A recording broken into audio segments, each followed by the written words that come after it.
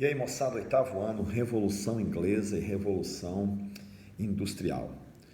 Vamos começar pensando que a Inglaterra até o século XV, preste bem atenção, pasmem os senhores, era uma nação pobre da Europa. Então, até o XV, uma nação pobre da Europa.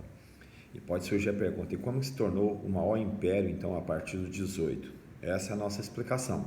As duas grandes revoluções. Tem um historiador chamado Eric Hobsbawm, que vai falar que a era das transformações é chamada a era das revoluções, né? O mundo se transformou a partir das revoluções. E duas delas aqui, a inglesa e a revolução também industrial. Bora lá? Vamos começar pensando que nesse período aqui do século XV, né? Final do XV para frente, começa essa revolução de pobreza para o grande império. Então vamos comigo. Vamos destacar a Revolução Anglicana. O que é a Revolução Anglicana? Henrique VIII vai vender as terras da Igreja Católica, ele se tornou agora um novo líder, ele rompeu com o catolicismo e pegou todas as terras da Igreja Católica e fez a revolução dele, né?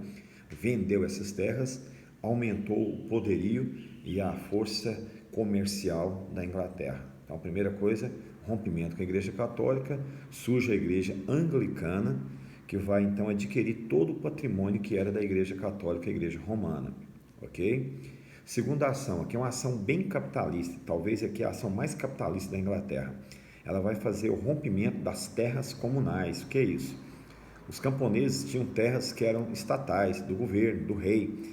E o rei, então, por uma questão de aumentar a mão de obra da indústria, ele fecha as terras comunais. Ele tomou todas essas terras comunais e as pessoas foram obrigadas, então, a voltar para as cidades e começar uma nova carreira. Iniciar uma carreira de total domínio da classe burguesa, ou seja, o indivíduo tinha que trabalhar 14, 16, até 18 horas por dia na indústria que estava começando. Então, aqui começa a Revolução Industrial da Inglaterra junto com a Revolução Inglesa. As duas coisas se encaixam, né? Estamos juntos. Tá, mas antes disso, vamos pensar nos tumultos que aconteceu nas duas dinastias, né? Você vai ter então uma troca constante de poder, principalmente entre o parlamento e a monarquia. O primeiro rei que vai assumir então, Jaime I, 1603, ele tinha alguns problemas financeiros. E diante de problemas financeiros, qual é a solução? Ele vai dissolver o Congresso e vai aumentar as taxas de impostos da burguesia, que fazia parte dessa burguesia, o Congresso, ou seja, o Congresso não ia votar uma lei contra o próprio Congresso, então ele dissolve o Congresso e começa a reinar de forma absoluta, então ele vai estabelecer o absolutismo, 1610 a 1625, Jaime I. Jaime I morre, Carlos, um filho dele, assume o poder. Tá, como ele assume o poder em 1625, 3 anos depois, o Congresso que tinha sido retomado, o parlamento vai fazer a Carta de Petição de Direitos. O que essa carta pedia? Ela limitava o poder do rei. Dizia, olha, rei, para você fazer uma lei, você primeiro precisa do aval do parlamento. O rei discorda da teoria do parlamento e, assim como seu pai tinha feito, dissolveu o parlamento também. Então, já em primeiro dissolveu o parlamento, agora Carlos também, primeiro, vai dissolver também o parlamento. Nesse contexto vai nascer então a famosa Revolução Puritana. Qual que é a Revolução Puritana? Então, a partir de 1640, o parlamento se organiza e vai criar então um exército particular para lutar contra o rei, que é uma guerra civil, então, na Inglaterra. O exército do parlamento vai ser liderado por Oliver Cromwell.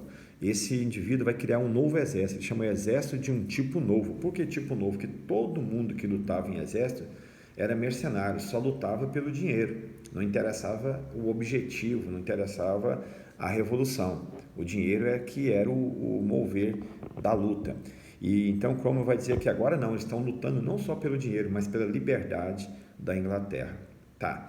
A luta começa em 1640, em 1647, então Carlos I foi capturado, em 1649 ele é executado, e aqui tem um fato histórico, lembra que o rei tinha aquela onda de dizer, olha, eu sou rei porque foi Deus que me escolheu para ser rei, eu sou o poder absoluto? Aqui vai quebrar o conceito histórico de poder absoluto. Em 1649 é a morte do rei. Como que alguém eterno pode morrer? Então foi questionado então o poderio do rei, foi questionado então a eternidade do rei. Então o rei morre em 1649, é a morte do rei. Tá ok? Bacana. Cromwell então assume o poder. Detalhe, Cromwell assume o poder e fala, vamos fazer uma república. Então vai ser a República de Cromwell. Só que a República de Cromwell era dirigida por ele mesmo e de forma absoluta. Então, peraí, eles fizeram uma revolução para acabar com o poder absoluto e quando alguém assume o poder, em vez de estabelecer uma república, de fato, ele estabelece uma nova monarquia, embora disfarçada, embora com mais ações do Congresso. 1651, Cromwell vai assinar o Tratado de Navegação. O Tratado de Navegação era uma expansão marítima, era o controle do mar pela Inglaterra. Então, todos os produtos que fossem vendidos só poderiam ser vendidos e entregues pelo poder e pelos navios da Inglaterra. Isso também fortalece a economia inglesa, né? Estabelece um monopólio, estabelece então pactos de venda de impostos e também de criação de um domínio territorial marítimo, né? Bacana? Bacana. Então Cromwell vai ficar marcado também não só pela sua república, não só pela guerra, mas pelo ato de navegação. 1653, então Cromwell dissolve o Congresso. Professor, mais uma vez o Congresso sofre na Inglaterra. 1660, Cromwell morre, então a monarquia é restaurada através de Carlos II. Então Carlos I lembra dele? Agora Carlos II assume o poder. Tá. Estamos chegando na Revolução Gloriosa. Por quê? Carlos II, então, ele morre e assume, então, Jaime II. Jaime II, que assumiu em 1660, foi deposto em 1688. Então, vai ser deposto e vai ser restaurado uma monarquia de novo, né? Só que agora uma monarquia faz um acordo com o parlamento. Vai ser criada a monarquia parlamentar na Inglaterra, ou seja, monarquia parlamentar constitucional, a famosa monarquia de Guilherme de Orange. Como é que é isso, professor? O parlamento e a monarquia vão ter agora poderes similares, mas lembrando que o parlamento vai ter mais poderes do que o rei. A partir então de Orange, a monarquia vai ser a Revolução Gloriosa. Por que é gloriosa? Primeiro porque não houve derramamento de sangue, foi um acordo, um trabalho entre parlamento e rei, e os dois agora vão andar juntos. É o que acontece hoje. Nós temos um primeiro-ministro da Inglaterra e nós temos a monarquia, temos lá a Dona Elizabeth. Dona Elizabeth é a rainha, ela assina acordos não comerciais, e quem assina a lei, quem faz a lei, quem assina os acordos, quem vende, quem declara guerra é o parlamento. Então o parlamento toma o poder e a monarquia tem um papel secundário, mas continua existindo, continua tendo benefícios, continua sendo gloriosa. Então a Revolução Gloriosa, feita por Orange, é um acordo entre o parlamento e a monarquia. A monarquia vai continuar existindo, só que o parlamento agora com mais poderes e não deixa mais ter o perigo de ser então deposto o parlamento, né? Tirado do parlamento, fazendo então os atos dessa maneira. Para terminar, aí você vai ter, depois então dessa Revolução Gloriosa, você vai ter a Revolução Industrial. Então a Inglaterra agora parte de forma definitiva para ser então a grande potência do mundo, e para isso ela vai passar da manufatura para a maquinofatura. Então você vai ter o salto de qualidade, manufatura para maquinofatura. Vai estabelecer agora na Inglaterra a divisão do trabalho, embora que é uma divisão do trabalho muito doida. Lembra que eu disse para você daquele ato anterior que as pessoas migravam para a cidade para trabalhar na indústria? Sim, vão continuar trabalhando na indústria e com uma mão de obra explorada. Então, o dono da indústria tinha a indústria e ele era obrigado a trabalhar na indústria, porque não havia mais os campos comunais. Então, houve aqui uma exploração da classe trabalhadora. Então, a Inglaterra, os ricos da Inglaterra se tornaram milionários, porque então exploravam a classe trabalhadora. Revolução da máquina a vapor. Então, vai ser criada a máquina a vapor, que vai dar velocidade à indústria, vai dar velocidade ao navio, vai dar velocidade à locomotiva, né? Ou seja, vai ser mais rápido o transporte, vai ser mais rápida a produção de bens para aquela venda. Lembra que eu disse também da venda era necessária para a gente acumular bens? Você tem que vender bem, produzir e vender bens, né? Então a Inglaterra vai ser a dona do mercado até o século XIX, onde vai ser substituído então pelos Estados Unidos, e é a vida que segue. Tá. E aqui nesse conflito termina, né, essa ideia falando da revolução que vai ser criada. Vai ter uma luta então de classes a partir então dessa revolução industrial, a revolução da máquina, né, chamada proletariados versus burgueses.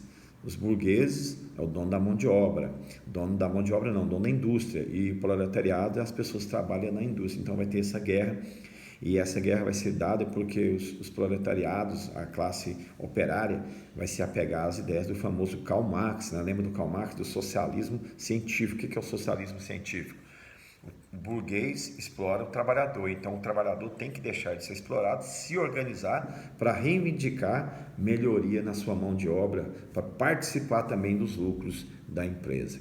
E é por aí que a gente termina. Qual a diferença do socialismo científico para o tópico que existia antes do Marx?